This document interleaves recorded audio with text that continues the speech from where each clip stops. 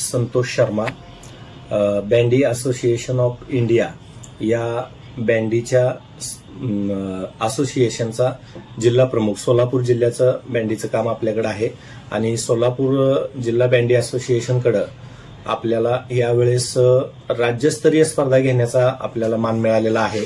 त्यामुळं बँडी असोसिएशनच्या राज्य लेव्हलच्या ज्या स्पर्धा आहेत त्या आपल्याकडे आज पंढरपूरमध्ये उद्या रविवार दिनांक 24 ऑगस्ट रोजी केंद्रीय महाराज मठ, सांगोला चौक, सांगोला रोडला त्या ठिकाणी इंडोर गेम होणार आहे.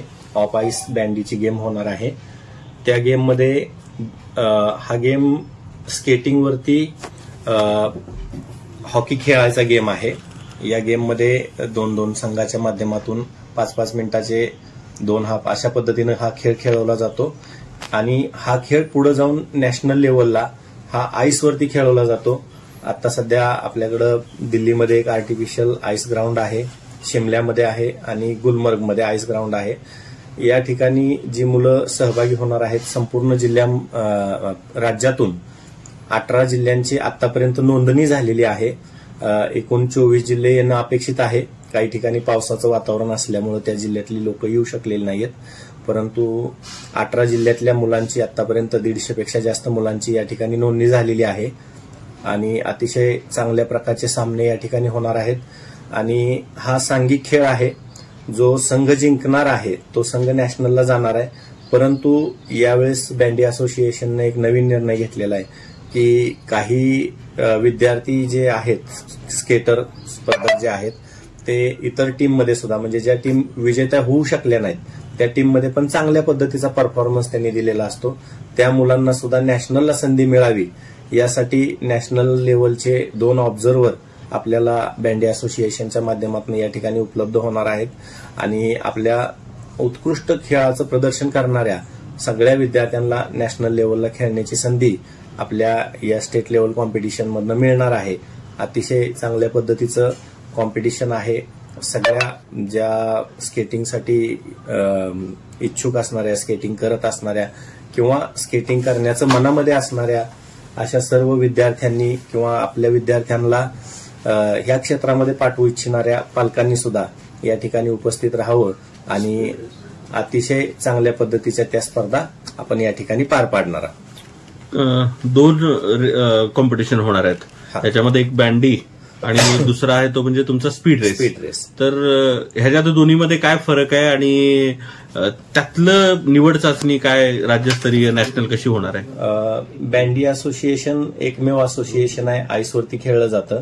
स्पीड रेसच्या बाबतीत असं आहे की आता आपल्या पूर्ण देशामध्ये स्पीडच्या संदर्भामध्ये काही बरेचसे असोसिएशन काम करतात. त्यापैकी रोरल रिले स्केटिंग असोसिएशन जे आहे नॅशनल लेवलचं, त्यांच्या माध्यमातून आणि त्यांची स्टेटची जी बॉडी आहे त्यांच्या माध्यमातून आपण ह्या ठिकाणी स्पीड रेस सुद्धा पूर्ण राज्यस्तरीय घेत आहोत आणि त्यामध्ये सुद्धा पूर्ण महाराष्ट्रातनं त्याच्यामध्ये खूप मोठी संख्या येणार आहे. ती संख्या ऑन दी स्पॉट तयार होत असते.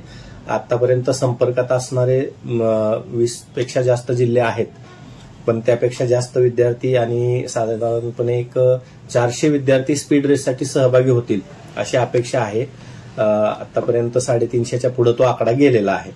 यात अवेअरनेस किती आहे पालकांमध्ये आणि आपल्याकडे किती ह्या संदर्भात किती संधी आहेत, त्यांना काय ट्रेनिंग सेंटर उपलब्ध आहेत आणि कशा पद्धतीचं वातावरण आहे याच्यामध्ये? आपल्या सोलापूर जिल्ह्याच्या बाबतीत जर विचार केला तर आपण तसं बघितलं तर थोडंसं 2 नंबरवरती आहोत आपल्या विभागामध्ये, म्हणायला हरकत नाही. आपल्या विभागामध्ये सध्या पुण्यामध्ये खूप अतिशय मोठ्या प्रमाणावरती लोकप्रिय असणारा हा गेम आहे. सोलापूर जिल्ह्यामध्ये थोडंसं इन्फ्रास्ट्रक्चरची कमी होती, आहेच अजून, पण एक प्रॉपर स्केटिंग रिंग आपल्या जिल्ह्याला उपलब्ध नाहीये. एक पुण्याचा जर विचार केला तर एकट्या सिटीमध्ये 3 स्केटिंग रिंग उपलब्ध आहेत. तर अशा पद्धतीचं आता सोलापूरमध्ये एक होते लवकरच स्केटिंग रिंग. तर आणि छोट्या छोट्या स्तरावरती क्लासेस सुरू आहेत वेगवेगळ्या तालुक्यांमध्ये, प्रॉपर पंढरपूरमध्ये. इच्छुक पालक त्यांच्यापर्यंत कधी कधी हा निरोप जात नसतो. तर या माध्यमातून मी आपल्या सगळ्यांना विनंती करेन की आपण ह्या ज्या होणाऱ्या स्पर्धा आहेत या स्पर्धेला यावं, त्या स्पर्धा पाहाव्यात आणि आपल्या विद्यार्थ्यांना एक शारीरिकदृष्ट्या सक्षम बनवण्यासाठी अतिशय सुंदर खेळ आहे. तर या खेळामध्ये आपल्या विद्यार्थ्यांना सहभागी करावं. स्कोप काय विद्यार्थ्यांना त्याच्यामध्ये? या खेळामध्ये विद्यार्थ्यांना भरपूर स्कोप आहे. यात शालेय स्तरावरून पण आपल्याला एंट्री करता येते. असोसिएशनच्या माध्यमातून नॅशनल लेवलपर्यंत खेळता येतं. ते सर्टिफिकेट व्हॅलिड आहेत. म्हणजे जर प्रॉपर असोसिएशननं जर रजिस्ट्रेशन घेऊन शासनाशी अफिलिएटेड असेल तर ते ग्राह्य धरलं जातं. त्या सगळ्या सर्टिफिकेटचा फायदा 29च्या ऑलिम्पिकमध्ये होणार आहे. 29ला जे ऑलिम्पिक होणार आहे त्याच्यामध्ये स्केटिंगचे 3 वेगवेगळे गेम याच्यामध्ये इन्क्लूड केलेले आहेत. त्याच्या ट्रायल राऊंडला आपण या सर्टिफिकेटच्या माध्यमातून पात्र होणार आहात. आणि आता नवीनच जो मला वाटतं फेब्रुवारी महिन्यामध्ये शासन निर्णय आलेला आहे, जर ऑलिम्पिक स्पर्धांमध्ये गोल्ड मेडल मिळवलं तर क्लास 1 दर्जाची डायरेक्ट नोकरी मिळणार आहे. आणि जर सिल्वर किंवा ब्रॉन्झ मिळालं तर तुम्हाला क्लास 2 लेवलची नोकरी विद्यार्थ्यांना मिळू शकते. अशा पद्धतीचा ऑलिम्पिक पर्यंत घेऊन जाणारा आणि अतिशय चांगला असा गेम आहे. याच्यामध्ये मुलाचं शारीरिक पूर्णपणे कव्हर होतं. त्याचबरोबर जे बॅलन्स करायचा असतो स्केटिंगवरती, त्यामुळे त्याचं माइंड पण शार्प राहतं. क्विक डिसिजन घेण्याची त्याच्यामध्ये क्षमता येते. काही व्यक्ती आला तर तो पटकन आपला रूट बदलतो. म्हणजे शार्पनेस पण त्याच्यामध्ये मुलामध्ये येते.